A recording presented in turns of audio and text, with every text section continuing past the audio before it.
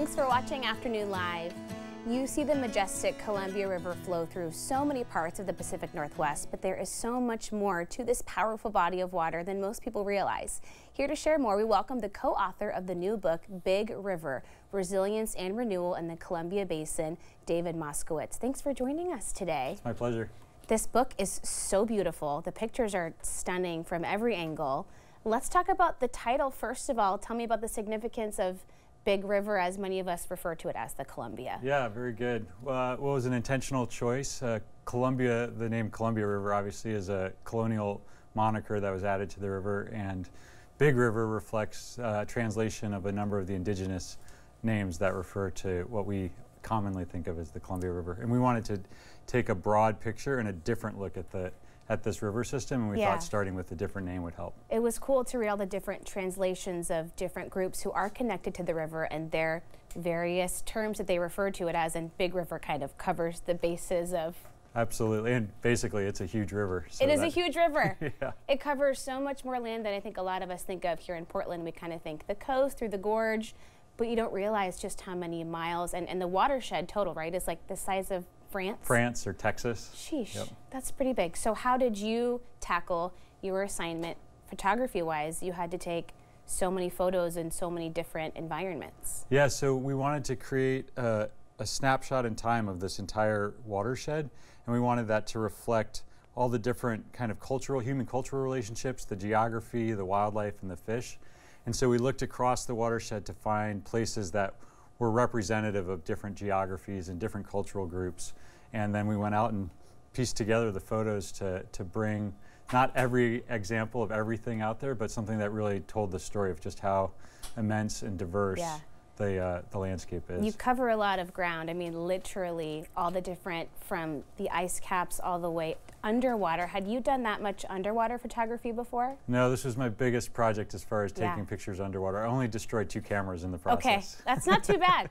Given the total number that you came out with, that's not too bad. Absolutely. And I mean, we just saw a couple of the images there, but the fish up close are, it's kind of mind-boggling what you were able to capture. Yeah, absolutely. I mean, you can't tell the story of the Columbia River without telling the story of the fish. Yeah. And these fish have been integral to the lives of every people that have lived along this river and continue to this day. And that is a big part of our work today. I think that whether or not our salmon stay with us is a reflection of how good we are doing as stewards of this watershed. And you kind of mentioned the human connection. There are these beautiful portraits of people, and you get to express their different relationships with the Big River. Was that a different task for you?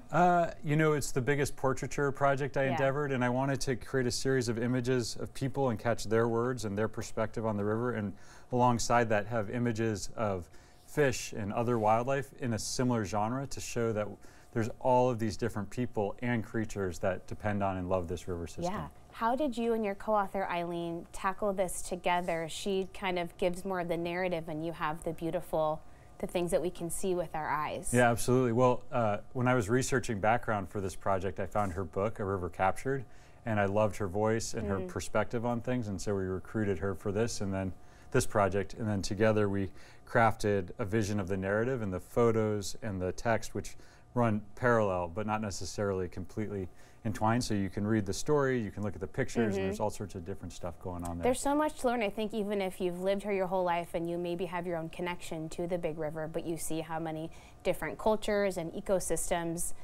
depend on this, what is your hope that people will get out of the book? Yeah, that's a great point, and that is so because it's such a big area, people don't understand all the different things they're connected to, and then there's so many people outside of the watershed that are connected to this river because of food that goes all over the world and power.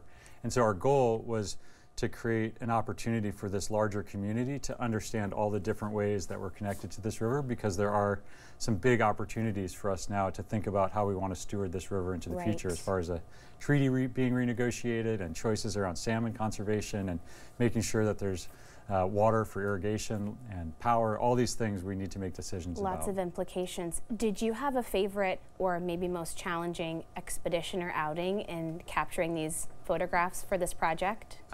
Probably trying to get to the headwaters of the Snake River, which is in maybe the most remote part of the continental contiguous United States. There's a 63-mile trail run round trip to get to the headwaters, and we had a huge thunderstorm right at sunset when we got to the headwaters of the river.